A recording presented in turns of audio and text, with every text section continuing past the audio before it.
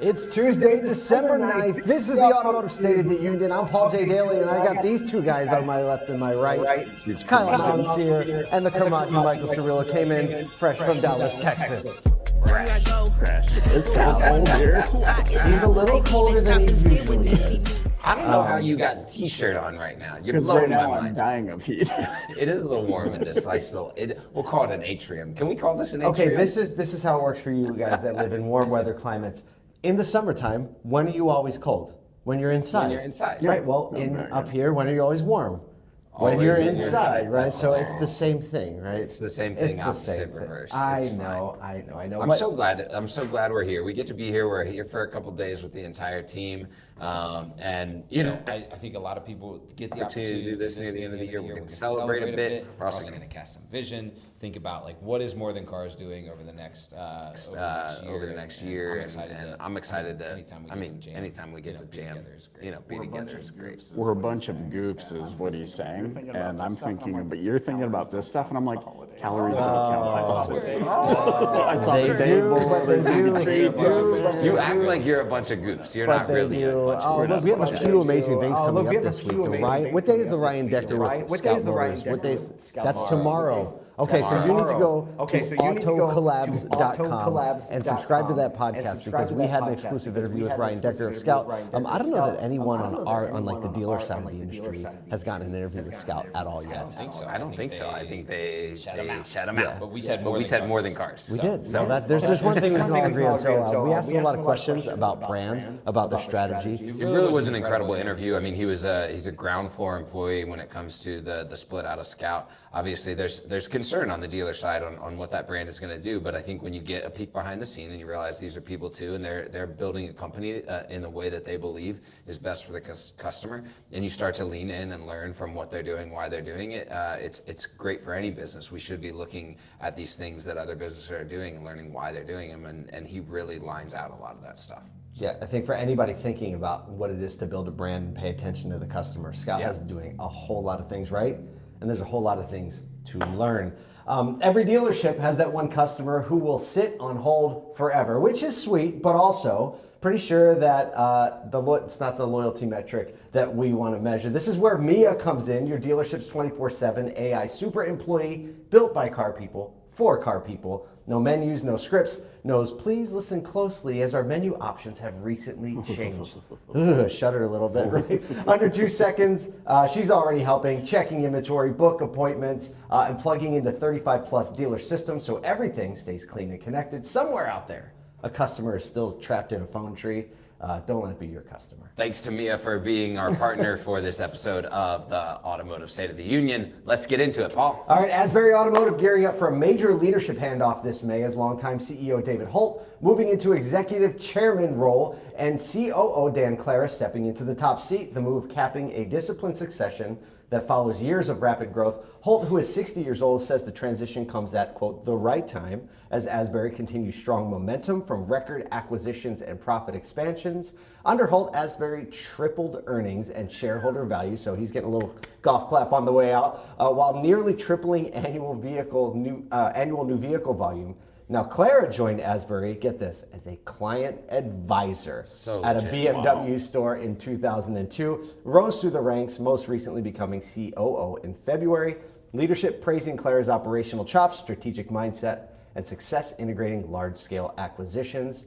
Hult says, quote, his drive, strategic mindset, and strong dedication to our values make him the logical choice to serve as Asbury's next CEO. First of all, what David Hult has done for that organization is nothing short of extraordinary. Their acquisition path, some of the larger recent acquisitions in the Herb Chambers companies and in the Coons Automotive and Jim Coons Automotive Group in DC are nothing short of amazing. And just as a leader, right? Former military, really understands leading. Now to pass off the reins to someone that's grown through the ranks, understands all of the business and how it's come through the last 20-something years. And so that's like a story that we love, right? Like you always say, there's no ceiling, there's no floor in this industry. But he's still going to be stepping aside, but as chairman now, and so still a strong influence. But kudos to Asbury for seeing leadership and growing it in that way. I just think like, I wonder how I would feel if I was in this position. And I don't know if it's the ego in me, but I'm like, I would get tired of winning so awesomely all the time. You know, I'd be like, this is getting exhausting how good we are. I don't know. I could deal with I it the don't way know. that they're I'd be going. willing to try anyway. You could talk me into trying that. We'll mode. try.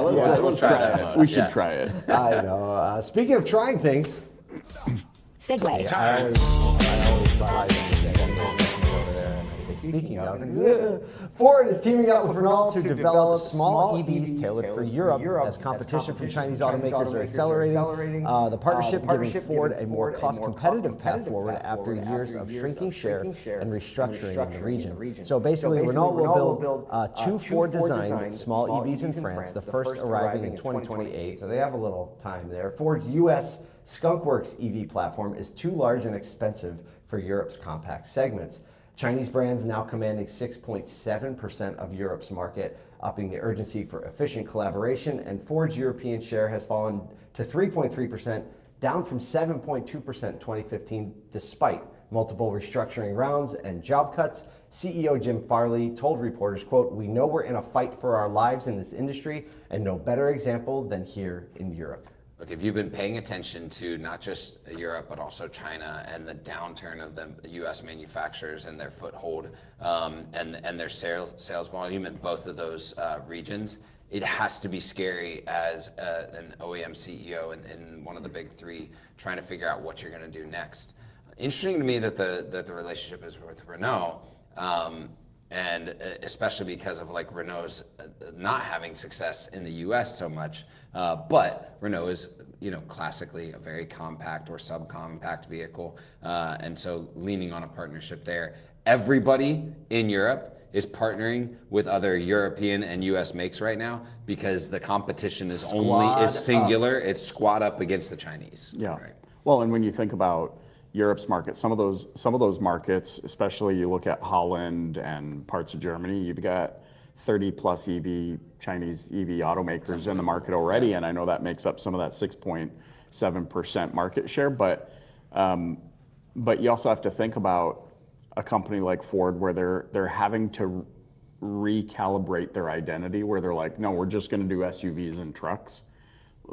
SUVs maybe in Europe, but trucks, no fly zone, right? Fit. Yeah. No, cannot fit. And I mean, you look at, well, what are, you know, you think about farmers, what are people doing in agriculture and things of that nature? Because that might be the only market segment that would have some sort of reception, but they're all driving vans. Mm-hmm. Yep. They all drive vans in Europe. They don't drive trucks. Yeah. They don't drive trucks. And a lot of them are small vans, right? Small vans. They're small little vans. Yeah. Speaking of small little things, Segue. we're not talking about Cirillo's height, but after the president floated the idea of bringing Japan's tiny kei-cars to the U.S. Hold on, yeah. you. Are they kei-cars or K-cars? K-car, K? I don't know. K. I don't know. I think K. I'm legitimately asking if someone in the comments knows. You let us tell know. Nathan, fact check us. Because whatever happens is you're going to say it away the whole time. And it's someone's gonna be somebody like, needs to drop in the comments. Dude, You're watching this. bro. Is this K? K, like K. circle K. Sorry, I'm just looking out for you. Thank you very You're much. welcome. Japan's tiny K-cars to the U.S. to address vehicle affordability. Experts quickly noted that the steep sales and production hurdles in this market. While automakers are saying they're always willing to explore lower cost options, K-cars would require a level of demand the U.S. has never shown. In a Truth Social post, Trump said he had, quote, just approved tiny cars to be built in America, calling them inexpensive, safe, fuel efficient, and quite simply amazing, and urged manufacturers to, in all caps, start building them now. It was really funny trying to see him get in one, though. I was gonna say That didn't happen. Microcars peaked at just a little over 100,000 U.S. sales in 2014, far below the volume needed to make K-car production viable today. Analysts say an automaker would need around 200,000 annual sales to justify the investment, even under ideal conditions, mainly because of the sub 20K price point. And things like packaging and safety challenges. Stephanie Brindley of S&P Global Mobility said, when we had a chance to buy smaller cars in the past, most of us chose not to purchase. purchase This them. is the difference between like what's an actual fad and when are consumers ready to buy. Now, I think if you could get one of these across the line for $15,000, I think it would be hugely popular because for a single person or just two people that need a way to get around an urban environment, you don't need to haul a bunch of stuff. A $15,000, even if it's like whatever EV, ICE, it doesn't matter. Yep. $15,000 transportation, no matter how small it is a benefit. I mean, you do see some of these around. I think the last one I saw, maybe I was in Austin. People have these as like a project. They're so cool. Yeah. They're so cool looking. You look like you can walk over and like flip Just it flip over. it over, Right. yeah. You want to park it? Just shuffle Move it over, in the just spot. two people, yeah. The interesting thing here to me is like, it's not just about size, it's about price and affordability is That's the reason right. why. I think that's the real reason. And people would buy. when we're going to these other countries and you're looking at these vehicles that are priced at $10,000, $11,000, $13,000, and they're just compact cars, like a small sedan. Small sedan, and they are feature and tech rich. You're going, why do you need to bring this when you could bring the other thing? But unfortunately, all those are Chinese brands. So. Yeah, I mean, our pal Paul DeVries has a dealership that only focuses in small, tiny little cars. Oh, really? Oh, wow. You don't. Because he's one of the biggest humans I know. Yeah. Yes. Why? I did not see him sit in it. I sat in it. I went to his dealership, just outside of Amsterdam, and one of the things that I thought was interesting about it is you don't need a driver's license for it there. Oh, It's like a go-kart. it's like a moped. Moped, Yeah, go-kart. it's a mobility thing. So How fast do they go? 30, maybe 30 miles an hour. Oh, these have to go faster. These will have to go faster. But I'm thinking there is a market segment, especially he sells a lot to seniors who maybe got their license removed, but they still need mobility. It's a golf cart. And teenagers. Yeah. So Yeah. lots of teenagers. But you sit in these things, full like heads up, display. It has everything. It has I want to drive everything. one so bad. It has everything. But do you guys remember oh my gosh. Do you remember that movie, The Explorers? Yeah, of course. It's like sitting in that space pod. oh, that's That perfect. was They're like amazing. homemade space pod because it's like you do. Some of them you pull the door down like this. Yes, yeah. Oh, yeah. like it. And the steering wheel. get in the front of it? Yeah, but then they've got full displays. It's They've got everything. Leather seats. They go 30 miles an hour. You can drive them down the sidewalk. Isn't it kind of like what the Jetsons had? I think there's a video coming on. I know. I'm even though Trump is like, let's do it. Let's, you know what I mean? He tends to say like, let's make it happen. Yeah. I think the funny part is on the other Practically. side of it, it's like we're going to let the consumer decide what they want. I think consumers will decide what they want. If they clear the path to like allow them legally in the country, I think there will be ones that sell. It'll become a niche vehicle, but I don't think it has the broad appeal. Especially or for super utility. urban. People that are just Super staying urban, for Yeah. sure. The for car sure. accidents in those are hilarious though, because they're like, beep. Because they don't It's go like bumper fast cars. enough. They got a little rubber bumper around Like, it. oops. I don't know. Let's roll the outro music.